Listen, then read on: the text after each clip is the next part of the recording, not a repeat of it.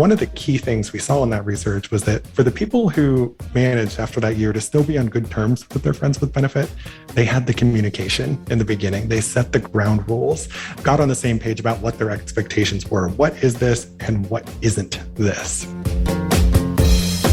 You're listening to Sex with Emily. I'm Dr. Emily, and I'm here to help you prioritize your pleasure and liberate the conversation around sex. So are you suddenly feeling a little kinkier? Well, according to my guest, social psychologist and Kinsey Institute researcher Justin Lehmiller, a lot of us are ready to sex-periment right now. Justin shares fascinating sex research from the COVID era, the sex communication practices heterosexual individuals can learn from the LGBTQ plus community, and how to make casual sex better for women. Spoiler alert, emphasize her pleasure. We also unpack the Kinsey Scale and why sexuality is so freaking fluid, why threesomes are such a popular fantasy, and what our porn preferences reveal and don't reveal about us. Finally, we talk about sex education as it's practiced in the Netherlands and give you some incredibly useful tools for talking to your kids about sex, because it's really important. All right, intentions with Emily. For each episode, join me in setting an intention for the show. I do it, and I encourage you to do the same. Well, my intention is to give you some of the latest sex studies so you realize you're not alone in wanting to expand your sexual horizons. I have a new article up at sexwithemily.com. It's an Ask Emily how to make reverse cowgirl more fun. Remember to rate and review the podcast on whichever platform you're listening right now. That allows more people to find the show so we can open up the conversation around sex to as many as possible. If you want to ask me a question on the show, just call my new hotline, 559-TALK-SEX. or 559-5739. Leave me your message there or message me at sexwithemily.com/assemily. All right, everybody, enjoy this episode. I'm so excited for my guest. Dr. Justin Lehmiller is a social psychologist and research fellow at the Kinsey Institute. He runs a sex and psychology blog and podcast and is author of Tell Me What You Want, The Science of Sexual Desire and How It Can Help You Improve Your Sex Life. Dr. Lehmiller is an award-winning educator, prolific researcher, and leading voice on sexuality research and education. Learn more about Justin at lehmiller.com, Instagram at Justin J. Lehmiller, and Twitter, Justin Lehmiller. That's Lehmiller. Hi, Justin. So good to have you back on the show, and you've been busy. It's great to be here. Thanks for having me. I mean, this pandemic has been an interesting time to be a sex researcher, and I've been busier than ever and conducting the most research and actually I think published the most of my entire career over this last year and a half. Really? In the beginning, my career totally changed because I had all of these speaking gigs lined up and I was going to be traveling the world. I think I was going to be in 7 different countries last summer. And so all of a sudden I found myself with a lot of time on my hands. And I was talking to some of my colleagues at the Kinsey Institute, and we were seeing all these media headlines about, what was going to be happening to our sex lives, lots of big, bold predictions. And so we thought, is any of that actually going to shake out? So we wanted to actually collect the data to test whether what we were seeing in the media was actually coming to fruition. So, that kind of gave us the inspiration. And I think we all had more time on our hands and needed something to focus on. So we turned to sex research. But I remember thinking, yes, Justin's doing this. What did we learn about this? Everyone's talking about the hot vax summer. What's up now? So that's a great question. Last year there were lots of predictions about, when this pandemic happens and people are locked down, they're going to have more sex and masturbate more than ever because everyone's just going to be bored and horny. And it turned out last year that didn't really turn out to be the case. There's no baby boom. There's no evidence that, people were really having a lot of sex. So that's what we found last year in the research we did at the Kinsey Institute, although we did find that people were being more sexually experimental. About 1 in 5 people last year said they tried something new in the bedroom. So we recently conducted a new study to see, what do things look like this summer? Because everyone was talking about the hot back summer. So the Kinsey Institute partnered with Love Honey to do this survey of, what is happening right now in our sex lives and relationships. And one of the really interesting things we found was that there was an even greater trend toward sexual experimentation. So Americans have become kinkier. We actually found that a majority of Americans, 51, 52%, said they tried something new in bed since the pandemic began.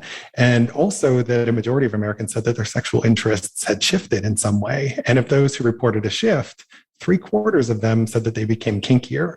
So, instead of the hot vax summer, we're kind of thinking of this as the hot kink summer, when people are kind of exploring their wild side.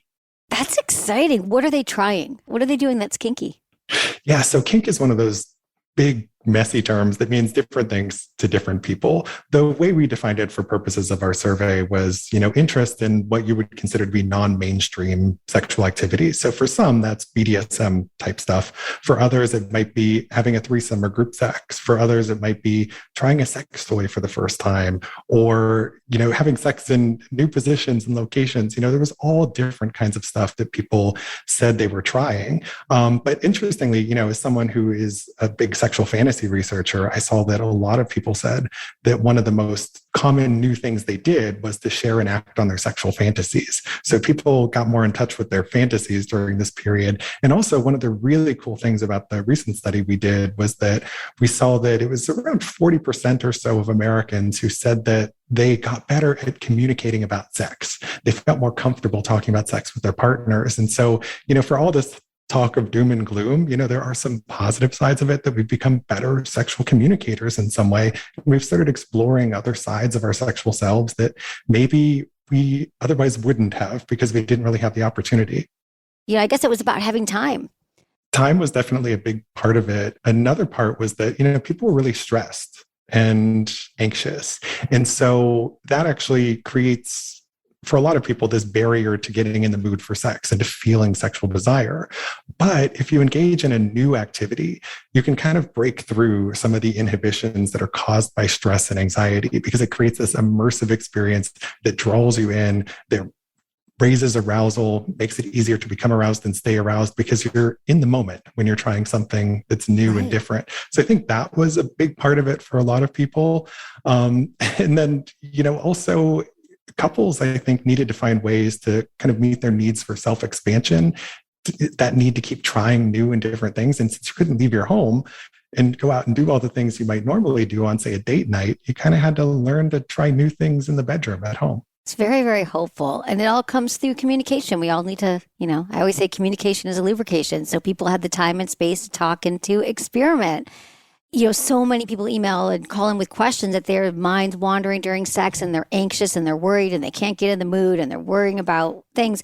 But when you try something new, a new act, a new sex act, even if it's talking dirty or a fantasy, your mind can't wander because you're both present and connected. Okay, Justin, let's talk about threesomes, because you did kind of mention that people were having threesomes during the pandemic, and people were like, well, I thought we weren't supposed to be with anybody. But I had some people call into the show. I think there was a guy in Tennessee, and he's like, we're having an eightsome over here. I'm like, 8 of you? You're having, okay. What about threesomes did you find during the pandemic, and how many people have had threesomes? I know you've done a lot of studies on threesomes. Yeah. I'm a threesome researcher, and kind of what sparked my interest in it initially was I published this book a couple of years ago. We actually spoke about it on an earlier podcast of yours called Tell Me What You Want. I surveyed 4,000 Americans, 4,000 plus Americans, about their sexual fantasies, and I found that threesomes were actually the most popular sexual fantasy. So that kind of got me interested in better understanding the psychology behind it. And ever since, I've included threesome questions on most of the sex surveys that I've done. So, to answer your question about how many people have ever had a threesome, if you look at nationally representative data, it's about 1 in 5 men and 1 in 10 women who say that they've ever had a threesome before. So when you look at the number of people who are fantasizing about threesomes versus the number who have actually done it, there's a pretty big gap between fantasy and reality. And when it comes to threesomes during the pandemic, that's kind of like the opposite of social distancing. Right? Exactly. We were kind of told not to do group things, let alone just have sex with just one other person. So, but I think there were some people who were interested in having threesomes and who did have threesomes. I think it was around 2% of Americans in our recent nationally representative study that we did through the Kinsey Institute who said they had their first threesome during the pandemic. So some people did it. And some people also did virtual threesomes. That was another thing where they kind of like had to find a new way to connect. It's like, I want to explore this side of myself, but some people didn't feel safe doing that in person. So they did it over Zoom.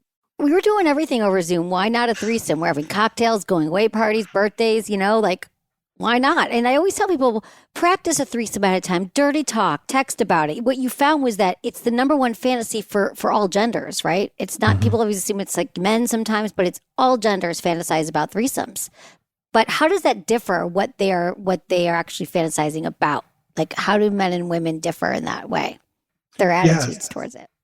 So on average, men fantasize about threesomes and group sex more often than women, but most women have had this type of fantasy before, according to the data that we've collected. And, in terms of overall differences in sexual fantasies, men and women have a lot in common. Most of the things that men are fantasizing about, women have fantasized about as well, and vice versa. But besides multi-partner sex, some of the other areas where we see differences are that women do tend to have more of the passion and romance fantasies. They fantasize about that more frequently than men do, but most men have those fantasies too. And interestingly, in the pandemic research we've conducted, we actually saw an increase in passion and romance fantasies. Like that was the one type of fantasy where we really saw an increase over the last year and a half or so. And I think that it really speaks to the fact that so many people felt lonely and disconnected from people around them. And so they were trying to, turn inward and use their fantasies as sort of a way of coping. And so I think that kind of explains the rise of the passion and romance type fantasies. That makes sense. How do you define a passion and romance fantasy? Yeah, that's one of those things that can take different forms for different people. But the real core of the passion and romance fantasies is that it's about emotional connection. It's about being present and being connected to another person. And so that's what really distinguishes it from some of the other types of fantasies. That's not to say that you don't have passion and emotion in other types of fantasies. Like certainly a threesome can be very passionate, right? Yes. And I think every type of fantasy we have, we're often trying to meet some type of deeper psychological need. And, for example, that can often be feeling desired. And so a threesome fantasy, I see that most people fantasize about being the center of attention in a threesome, which means, they want that attention and validation from other people. And so it's not necessarily just about, I want extra bodies around and extra things to see and touch and feel and extra forms of physical sensation. No, it's often about like this deeper emotional need that people are trying to meet. So that's a different way of sort of looking at our sexual fantasies, is that they're not always about the sex act itself. Sometimes there's this emotional subtext that I think as a psychologist is really fascinating to explore. I love to think about people fantasizing more about connection and intimacy. How do these threesomes turn out? Are people happy with the threesomes? Are they just a disappointment? Great question. And so threesomes, despite being the most popular fantasy, they're also the fantasy that is least likely to turn out well. And I think that's because a lot of people don't really have a script for how it should go. So they get into the situation and they're not sure who's supposed to do what with whom and when, right? And oftentimes people have very discrepant ideas about how they want the threesome to go. And like I said, most people are fantasizing about being the center of attention, but not everyone can be the center of attention unless you're going to take turns and negotiate that and communicate and figure it out in advance. And this isn't to say that threesomes never work out well, because often they do. It's just that there seems to be a little bit more risk there because there often isn't the communication present between all partners. A lot of threesomes start with people just kind of having a couple drinks, and then next thing you know, clothes are coming off and they haven't negotiated or communicated about anything beforehand. So that's where I think a lot of them tend to go wrong. It's just there isn't that level of intimacy and communication with all partners. And I think that's actually where the virtual threesomes can be helpful as a practice, to kind of learn how to communicate with multiple partners at the same time and kind of figure out, how do we all get what we want out of this? And so maybe that's a good starting point for people. And maybe we'll be better prepared for threesomes because we practiced them on Zoom. Exactly. Isn't that funny? Isn't that funny? Well, it is true. That makes so much sense. So the ones that are more successful are the people who did the planning. Sure, like a spontaneous threesome might work out well, but you're much more likely to work out if you've discussed it, you have boundaries, you have really healthy communication. then you're probably going to do okay. But just, we got really drunk and the three of us fell into bed, maybe not as much. Well, and there's also an interesting difference I see in my research based on people's sexual orientation. So, for example, heterosexual cisgender women tend to be the least satisfied with their threesome experiences, whereas gay men tend to be the most satisfied. And, everyone else is kind of somewhere in the middle. And I think part of it is that, when you're talking about a heterosexual dynamic, a heterosexual male-female couple, you have people often with different ideas of the gender of the third person they want to bring in, right? Often. And so somebody might be making a compromise or sacrifice in some way and doing something that, they'd like to have a threesome, but maybe it's not under their optimal circumstances. But if you're looking at, say, a threesome between three gay men, everybody's on the same page about the gender of the partner that they want. And so, there's some differences there, interestingly. And also just in general, sexual minorities, LGBTQ persons report better experiences acting out their sexual fantasies. And I think part of that is because they tend to have better sexual communication on average, and they're more likely to talk about what they want. And that makes it more likely that you're going to get what you want. That's so interesting. So what do you think it is about the gay community that allows men to be better communicators? Well, it's interesting. For example, if you look at an app like Grindr, right, which facilitates connections between men who have sex with men predominantly.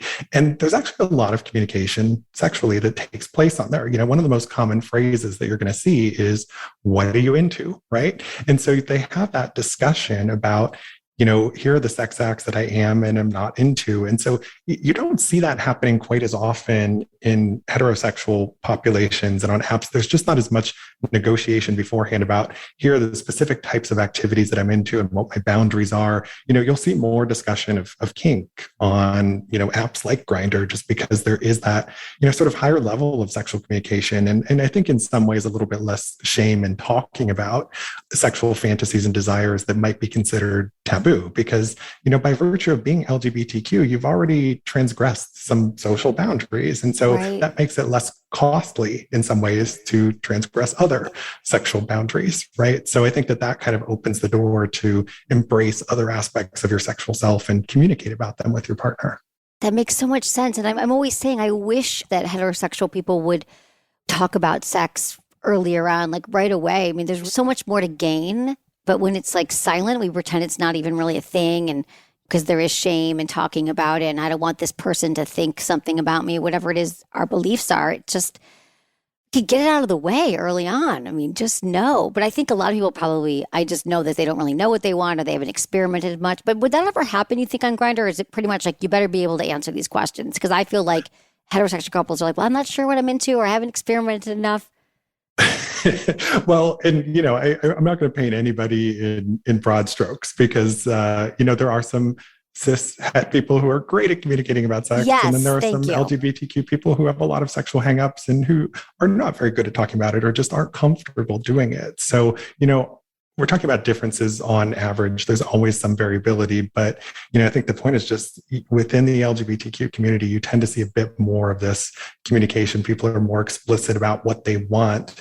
And so I think, there's actually a lot of things that we can learn from the LGBTQ community that could make heterosexual sexual dynamics better. And, another lesson that they can learn, for example, is to look at how lesbians define sex, right? So if you look at how heterosexuals define sex, the vast majority say penile vaginal intercourse. A high percentage will say penile anal intercourse, but most of them don't count oral sex and they don't count other activities. But if you look at lesbians, in the research I've seen, they count at least 10 different activities as sex. A majority of them do. And that includes just genital touching, where there isn't any penetration. It can include use of sex toys, right?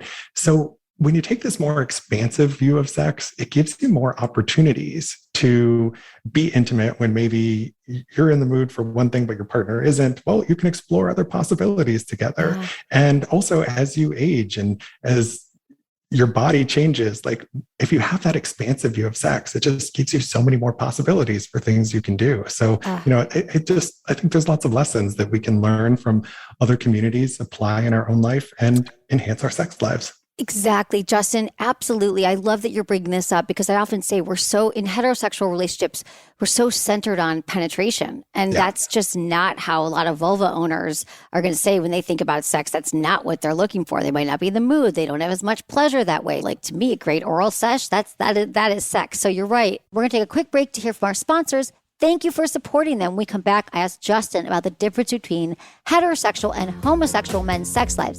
Hint, they're not all that different. Be right back.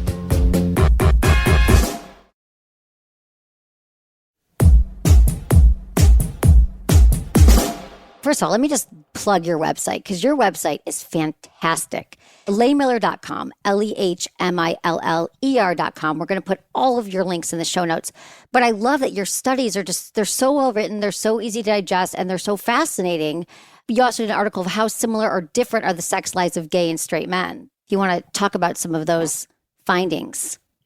So I love blogging about and podcasting about sex and taking the research and translating it for the public because there's so much great sex science that's out there, but it's written in this very jargon-filled way that, the average person just can't understand. So that's what I consider to be one of my jobs is to take the research and make it digestible for you. And, you can learn things about yourself and about others. And hopefully that can help to improve and enhance your sex life. But for the specific article you mentioned, that was a write-up of a study comparing heterosexually identified and gay identified men in terms of, number of partners and how their sex lives are similar or different. And, it's interesting because people tend to think that gay and straight men are totally different, like that they're polar opposites. But what the data show is that they actually have a lot in common, especially in terms of their level of desire for sex.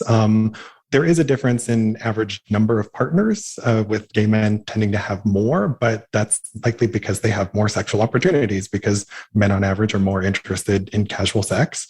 It's not to say that women aren't interested in casual sex. They're just interested in casual sex that often happens under the terms that it's not offered, right?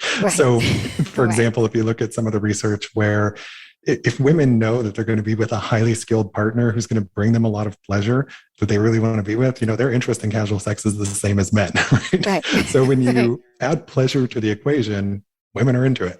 But that it's not always there, right? And I know you've talked about this before a lot on your podcast and in your other work about women's pleasure just often isn't prioritized to the same degree as men's is. And that leads a lot of women to have unsatisfying casual sex experiences. So if we want to make casual sex better for women, we have to prioritize women's pleasure.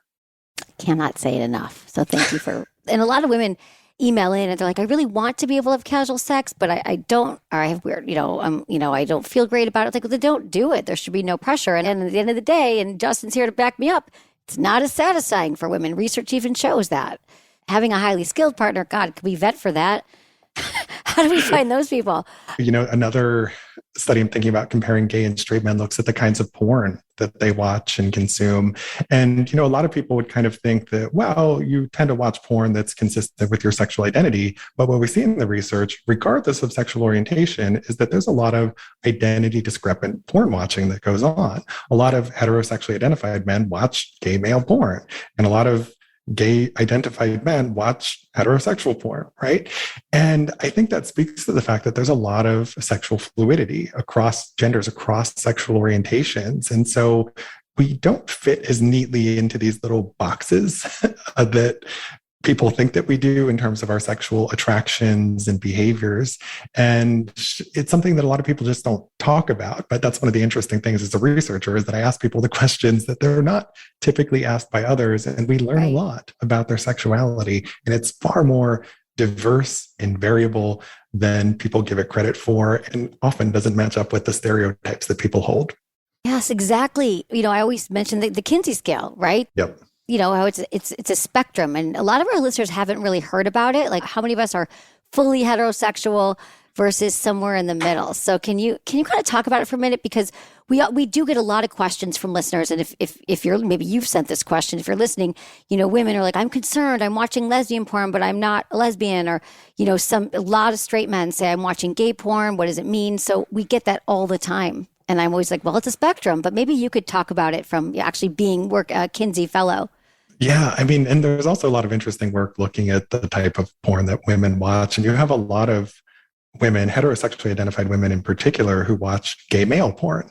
And it's interesting when you look at their reasons for why they're watching it. For some, it's just, it's a novelty, or they're just like really into men. So having multiple men is like twice the the pleasure that they get out of it. And in other cases, you have women saying that they prefer to watch porn that doesn't have women in it, because then they're not psychologically putting themselves in the position of the women in the porn that they're consuming. And so it can allow them to be more in the moment and to enjoy what they're watching. And so when you're talking about something like porn watching, what do people watch and why? It's much more complex than people think it is, because human sexuality is inherently complex. And now I've gotten off on a porn tangent and I don't remember. No, but that's true. That's so helpful, though. It's true. It doesn't have to mean anything, just that it's inherently complex, which I hadn't thought about. That women just don't want to take other women out. I don't want to be comparing my body to her body or her orgasms to mine. That makes so much sense. Yeah. And has she consented to this? Like that's a whole other issue, because you don't often see that consent negotiation piece in porn. And I think it's so interesting when you see pornography where you have like an exit interview with the performers afterwards, where they talk about what that experience was like for them. And it's so fascinating. And I think when you have that present, I think it can provide a lot of reassurance to the viewer that, hey, everyone here was into it and on board, and here's what they took out of it and how they felt about it. And so having that sort of behind the scenes look, like lifting the veil behind pornography, is just a fascinating experience that I don't think most people have had, because what happens on set is very different from, the shortened version that you see on your screen. There's so much happening behind the scenes. I was on a podcast with Tina Horn a couple of years ago, and I think she made the perfect analogy for this. She said, watching porn is like watching a cooking show, right? You're only seeing like the little highlights here and there, and you're not seeing like how long the whole process takes and everything that goes on behind the scenes. You're not seeing like the reapplications of lubrication and the consent negotiation beforehand. And so it's like you're watching the highlight reel as opposed to this whole experience and how it actually played out. And you also don't see things like the laughter that takes place between takes, and like the communication and dynamic that can exist between the performers. And I think if you had a little bit more of that present, porn would feel a lot more ethical to some people.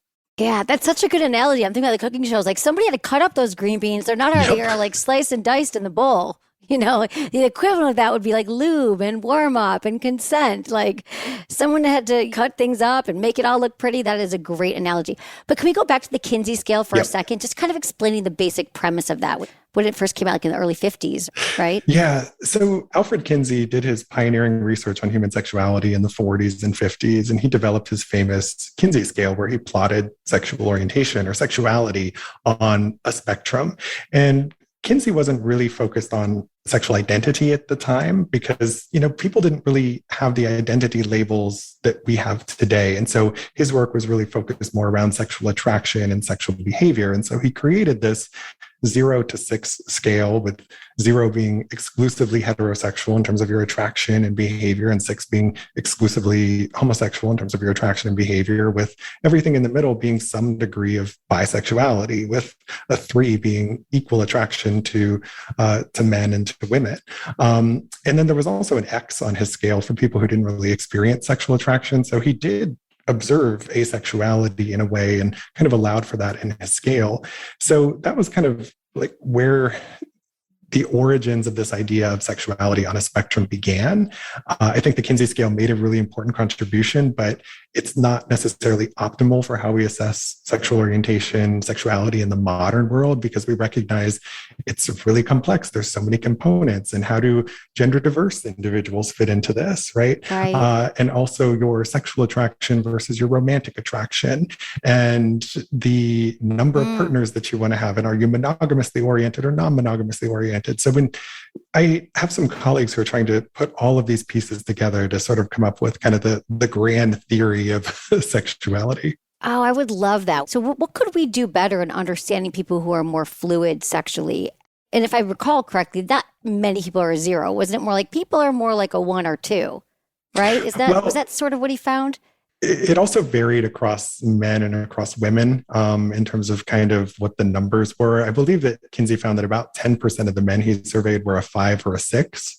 So they were at the, more exclusively gay end of the spectrum, if you will. And so that's where this idea of, 10% of the population being gay came from, is that Kinsey found that, 10% of the men were a 5 or 6. Now, the issue with drawing broad conclusions, sweeping conclusions from that was that Kinsey didn't have a representative sample, right? He was studying sex in a time where it was really taboo. And so it was just whoever he could get to talk to him. And so he did oversample from the gay community. He did a lot of his work interviewing men in gay bars. And so you can't necessarily look at, his findings and say, these are direct population estimates. And actually, it wasn't until the 1990s that we actually had our first nationally representative survey of human sexuality in the United States, right? Really? When you think about it from that standpoint, our knowledge of human sexuality is still really young. It's still in its infancy in a lot of ways because there's so many barriers to studying it. God, that's amazing. Then maybe it was the women were a little bit more 1 or 2, right? Yeah. So in the modern research, we see that there is more variability in, sort of where women fall on these scales compared to men, whereas men tend to cluster more at the far ends of the spectrum. You have more women, kind of in the middle. And we see this across a wide range of studies, but there's also, some age-related differences in this as well. So if you look at the oldest Americans today, we have a very small percentage who identify as LGBTQ. It's about 1 to 2%. But if you look at the youngest Americans today, the 18 to 24-year-olds, according to recent national polls, about 16% of them identify as LGBTQ, which is a huge number. I saw right? that. Just came out this week, right? I think it was a 40% increase, it said, in people who had identified as LGBTQ. I thought that was amazing. Yeah, and it's really interesting when you look at where the growth is. So actually, the number of Americans who identify as gay or lesbian actually hasn't really changed over the years in recent decades. It's the number who identify as bisexual or as trans or non-binary where you're really seeing that high level of growth. And I think, for the bisexual identification piece, bisexuality has long been really stigmatized. And despite the fact that Americans are much more accepting of gays and lesbians today, they're not necessarily that much more accepting of bisexuals, right? And I've written about this on the blog where attitudes toward gays and lesbians have moved on average positive over time, whereas attitudes toward bisexuals have only become neutral, right? People still have a lot of hangups about bisexuality. What do you think that's about, all the hangups? I get a lot of questions about that too. We don't have a lot of examples of it. There's a lot of questioning of whether it's real. And that's especially true for men who identify as bisexual. People are more accepting of women's bisexuality, especially if you look at, say, heterosexual men, because they eroticize, women who are into same-sex experiences. But you don't necessarily see that same level of eroticization of bisexual men among heterosexual women, right? And I hear this from a lot of bisexual men where they actually find it really hard to find female partners because there are a lot of women who are convinced that they're secretly gay and that they could never be happy in a relationship with them and that they would always want to leave them for a man. And so, there's all these stereotypes about bisexuals that they can't be monogamous, that they're secretly gay. And it's really, really harmful. And so that has led a lot of people to hide their bisexuality from their partners. But what we're seeing, especially among younger adults, is that they're getting a lot more comfortable acknowledging and coming out with their bisexual identities. I think that's exciting. I was like, I cheered when I read that. It's so exciting. So let's talk about dating for a minute. What about friends with benefits? Because we do get a lot of questions about this. And I know you've done some work around this. What happens with friends with benefits? How do they work out? Who experiences better versus worse outcomes? So I love this topic. I actually just wrote a post for my blog on what I learned from a decade of research on friends with benefits. Okay, this is so good. Everyone, check it out. Check out his site, lehmiller.com, but he's going to give us the highlights right now. So, actually my very first sex study, like how I dipped my toes in the water, was by studying friends with benefits. And it was because I had a lot of my college students who were asking me, how do these relationships work? What do I need to know? And I was like, well, I'd love to give you an answer, but I don't have data to give you an answer that's, to base it on. And I always want to, when I'm talking about and answering people's questions, to have some data to back it up. Otherwise, I'll just, say, I don't know, I got to go conduct the study first and then I'll come back. But one of the studies that I did with some of my colleagues was a 1-year longitudinal study of friends with benefits. So we followed people for a year to see what happens to their friends with benefits relationship over time. And to my knowledge, it's the first longitudinal study of this. And it was really fascinating because we saw that these relationships go off in a lot of different directions. And most of them did not last, for that entire full year period. You had some who went on to become romantic partners, some who were still friends with benefits, some who went back to being just friends, and then some who became frenemies, right? So they kind of lost their entire connection. And it was really split across the board in terms of those outcomes. So there wasn't really just one trajectory that these relationships took. They went off a lot of different ways. But one of the key things we saw in that research was that for the people who managed after that year to still be on good terms with their friends with benefit, they had the communication in the beginning. They set the ground rules.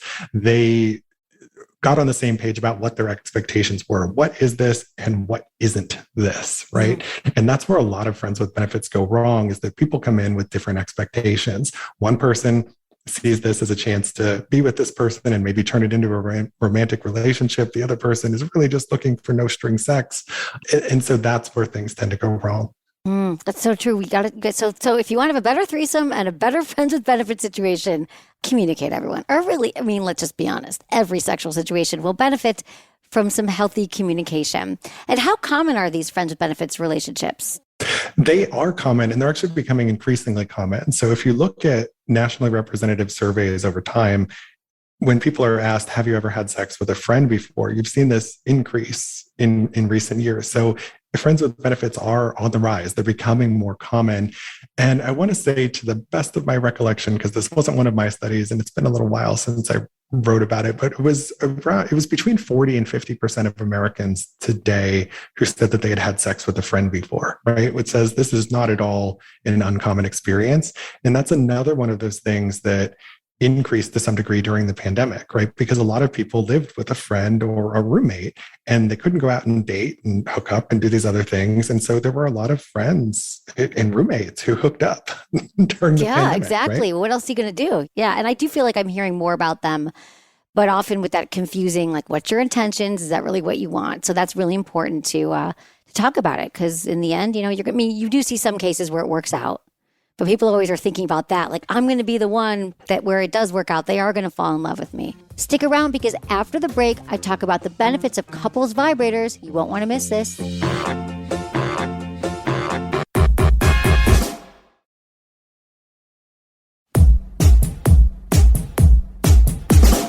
An article you did yesterday was about another study. It just came out. Yeah, I was so excited about this. 4 ways men say couples vibrators improved their sex lives. And I was like, is this a gift that this just came up the day before he's on the show? What did that study find? So this was an interesting study where they gave heterosexual men who volunteered for the study a free couples vibrator and gave them instructions in how to use it. They didn't want them flying blind here. And they gave them about 2 months and said, we want you to have sex with the vibrator a certain number of times and then have sex without the vibrator a certain number of times. And then they gave them several surveys so they could compare their sexual experiences. And one of the things they found was that the vast majority of men, 71%, said that using the couples vibrator enhanced their sexual pleasure, and 88% said that they planned to keep using the vibrator even after the study was over. And when you looked at, what specifically men were saying about how did this vibrator improve their sex life with their partner, one of them was that it enhanced pleasure for them and their partner. And one of the ways that it enhanced pleasure is that by using this couples vibrator, their hands were free to do other things and pursue other forms of stimulation. So I think, it can make it a more multi-sensory experience in some ways.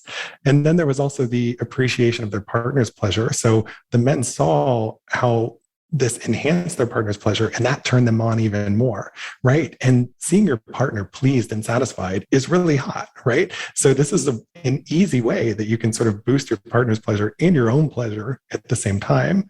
And then there's just the novelty aspect, trying something new, getting some different sensation, and then the intimacy aspect. You had a lot of men who said they felt more connected to their partner, in part because they often had simultaneous orgasms, right? So, there's all kinds of ways that exploring sex toys and couples vibrators like this can improve your sex life. I found that too, anecdotally in my life and friends' lives, that once they get past that whole stigma, vibrator is going to replace me, which people still believe this in 2021, that this study was so great to see. No, you're actually, just try it a few times. And they had to here for a study. But I love that they came to the conclusion that I would assume that, and what I've seen, again, anecdotally, that people, they love the toys. They're like, get out that toy. You're going to bring the toy. And then they forget they ever had the worries about it. I wonder which couple's toy they used. Do you know? Did they all get the same one? It was a WeVibe. A WeVibe. I figured. Yes, I forget exactly which model it was, probably. but yeah. Yeah, the WeVibe Sync is a great couple's toy. This is great. I was so happy to read that because that's what I think. That's amazing. We love WeVibe. And I was also really happy to hear that you are going to teach in the Netherlands, because when people ask me what should we do about sex ed, I always say, well, the only place that I see it doing right or doing well is in the Netherlands. So I love that you're teaching abroad. Hopefully it's still happening. You're teaching on sex and culture in Amsterdam. So what can we learn from the Dutch? How do we improve sex ed? Great question. So I've actually taught several study abroad courses in Amsterdam. In the past, they've all been taking groups of college students to the Netherlands to learn about sex and culture. And those were probably the most rewarding experiences of my entire teaching career, because I was taking college students from Indiana to another country. For some of them, it was their first time out of the US. For some, it was their first time on an airplane. And so you got to share that really eye-opening experience with them. And then they, wind up in the red light district. And it's just, it's fascinating. But that's not the whole trip. That was after class. Okay. Right. Well, we did our tours of the red light district, right? So we actually had sex workers who would walk us around the red light district and explain to us how all of this works. And it was so fascinating to be there to watch the sale of sex happen out in the open, right? Where the communication, the negotiation happens like right there at a window, and then people agree to it, they go in, right? And so there's not that sort of shame and stigma of sex work where in countries where it's illegal, where it's all underground. And so just being able to see that negotiation out in the open is fascinating in and of itself. But for the new course I'm teaching, I'm actually taking a group of practicing sex therapists over with me for a, cultural immersion experience to learn about how sex is different around the world. And one of the things we're doing is I'm having the creators of the sex ed program that is used in more than half of all Dutch schools. They're going to come in and talk to us about how that program works and how successful it is. And I love this program so much. It's called Long Live Love. And it really tries to equip adolescents with the tools they need to navigate healthy and satisfying sex lives. And they don't just focus like they do in the US on saying, don't do it, right? And that, if you have sex, you will get pregnant and die, or you will get chlamydia. And, where it's just in the US, we tend to focus only on the really negative side of sex. And it's just stay away from it. Over there, certainly they talk about STIs and STDs, but they also teach you sexual communication skills. And they start at a very early age in kindergarten, teaching you about boundaries and how to communicate about them. They actually teach you the proper anatomical names for your body. They mention the word clitoris. Like, how fucking great is that, right? Right. At 5. Right. There's my clitoris. It's amazing. So they know their bodies. They know how to communicate boundaries and respect for others. And they also teach them how to navigate difficult sexual situations. So for example, there's this workbook that they give to all the students that I just adore, because they give them these difficult sexual situations. You got these boxes with bubbles of people talking. And, one of the situations is one partner wants to use a condom, but the other one doesn't. And so how do you resolve that discrepancy? That's an issue that often comes up. And most of us have no template for how do we do that? What do we do in that situation? So they actually try to help people to build the sexual communication skills that are going to serve them well. And the result of it is that in the Netherlands, they have the lowest rates of teen pregnancy, teen STIs, and teen abortion in the industrialized world. And here in the US, we have the highest rates of all of those things. Let's just let that sink in for a moment, people. Really. I mean, think about what we could learn from that. It's just because we just don't require sex ed, and when we do, it's not accurate, and all those things. I love that you're going over there. I mean, what could parents do? Maybe we're not going to get it in schools, but what could parents do now? Because people always say, how do I answer the questions? Yeah. I mean, there's so many things that you can do as a parent. One is to start at a young age, right? Talking to your kids about sex. And that's not to say like at a young age, you're teaching them about intercourse and how it works. Rather, teach them the correct names for their body parts rather than euphemisms. And also teach them things about, how do you say if somebody touches you and you don't want to be touched, how do you communicate about that? It doesn't necessarily have to be sexual touch. You're just building that broader communication skill, right? Because that's something that is going to serve your child well throughout their entire life, right? And if something were to happen to them, they'd be more likely to communicate it to you, right? So this is good for everyone, for your kids to be equipped with these skills. Another thing is, if your kids ask questions about sex, be honest with them. Don't make up stories, don't treat it like Santa Claus, where you're just going to make up some myth or something like that and talk about the stork and so forth. You don't have to get into the mechanics of sex and all this stuff at a young age. Think about this as it's age appropriate, developmentally appropriate. Give them the information that they need. Don't be afraid to, answer questions if your kids have curiosity, because if they don't get the answer from you, they're probably going to go look for it somewhere else. And they might not get as good of an answer if they do. And then something else is figure out when your kids are learning about sex in school, what are they learning? So that you can fill in the gaps, because odds are your school isn't going to teach the kids everything they need to know. And also, you can't cover everything they need to know in the span of one talk, right? So instead of thinking about the talk, think about having a series of talks with your child over time where you tell them what they need to know at that particular point in time. And that means, at some point it's going to be talking about sex and how it works, talking about your body, talking about safe sex and protection, talking about how relationships work, right? We need relationship education too. So think about how you're going to cover these things, and you don't have to do it all at once. And the earlier you start kind of like normalizing this, the less awkward it's going to be. Where people run into problems is they just wait and wait and wait. And then it's too late. Their kids are already having sex and they've missed out on that opportunity to increase the odds that they had a safe, pleasurable, positive experience. Exactly. It's so true. We're going to miss out. I think people assume like, oh, they're teaching sex. No, they're not teaching penetration when the kids are 5. It's age appropriate. What about masturbation? Because I have a lot of people and listeners, kids who are starting to masturbate. And that's something that I'm like, well, talk to them about it. And they're just like, ugh. Because here we have parents who weren't educated either, and they still have shame around it. So how do we stop? Or what do they do in the Netherlands? How do they talk to their kids about masturbation? How can we help people here? Masturbation, we have to recognize it's a normal, healthy part of sexual expression. There's nothing wrong with it. And actually, masturbation is good for us. Masturbation is a form of self-care. And if this pandemic taught us anything, it's that, right? Masturbation has a lot of benefits.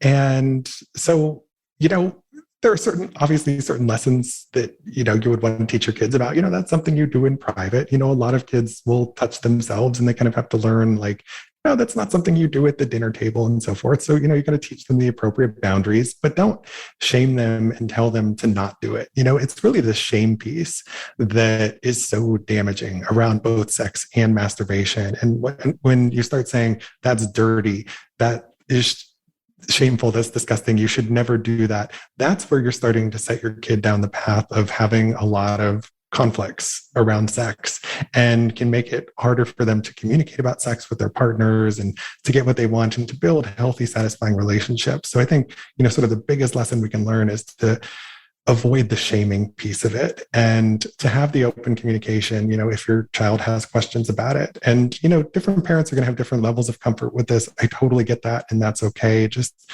try to avoid the shame piece.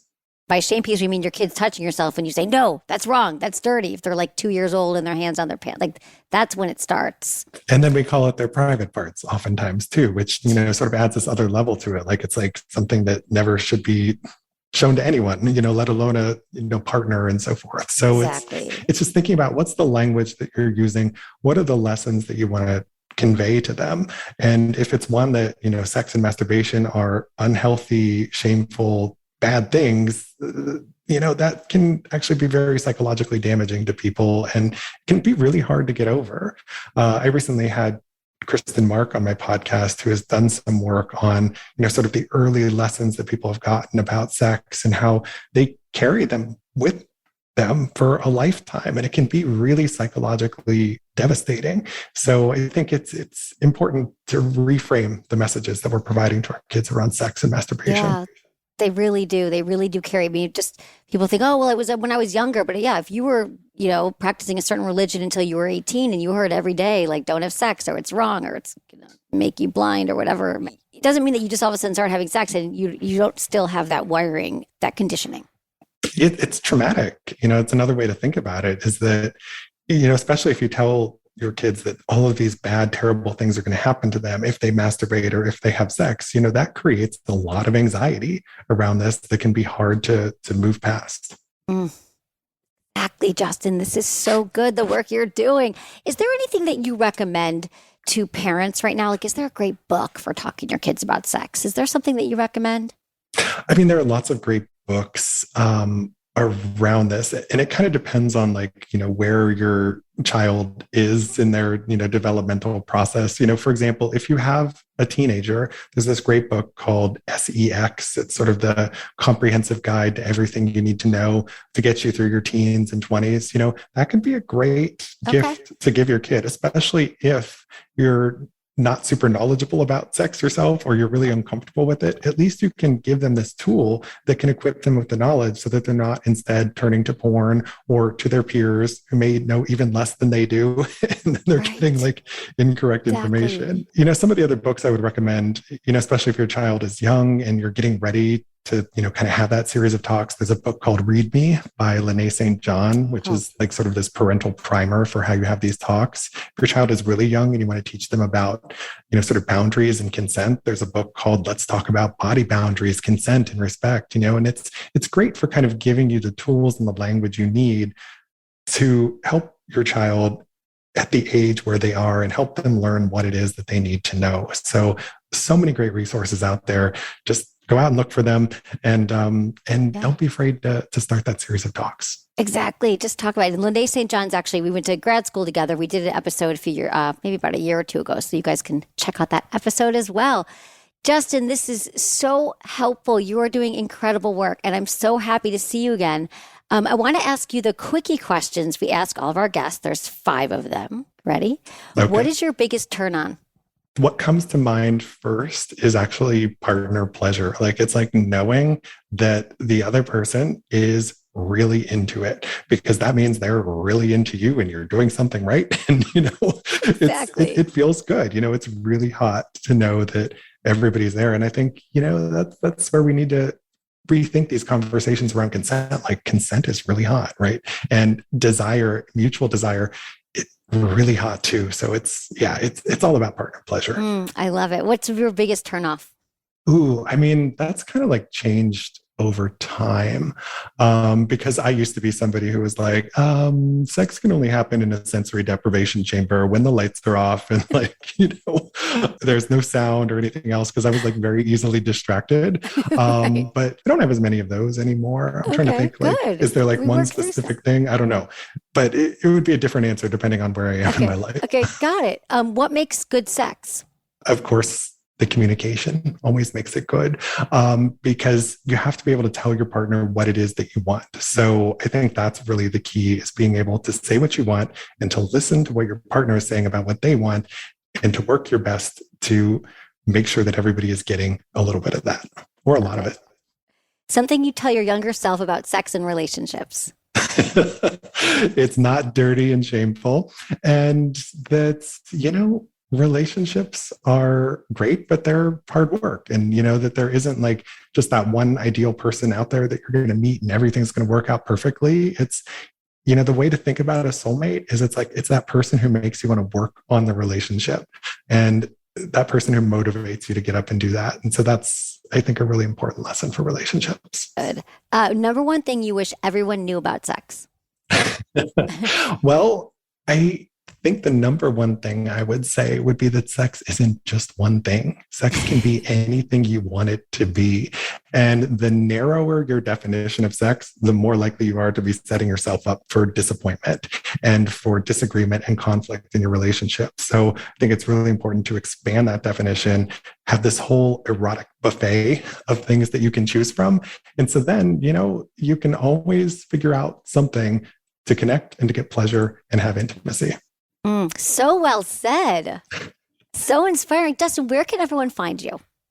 Well, my podcast and blog are Sex and Psychology. You can find it at lehmiller.com or sexandpsychology.com. You can also find links to my books and other projects. And you can follow me on the social medias.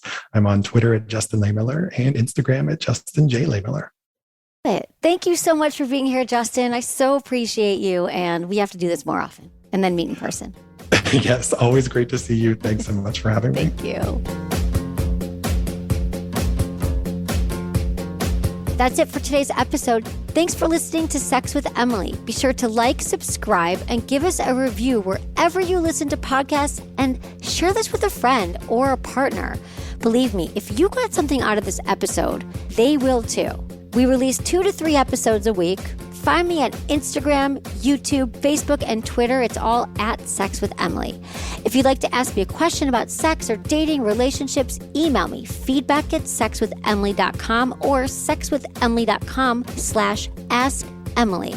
And check out my website. We have so many great articles diving deep into topics like how do I have multiple orgasms?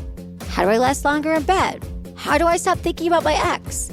What sex toy should I try? And so much more. Sign up for weekly emails. I've been told I give really good emails. I do. Was it good for you? Email me feedback@sexwithemily.com.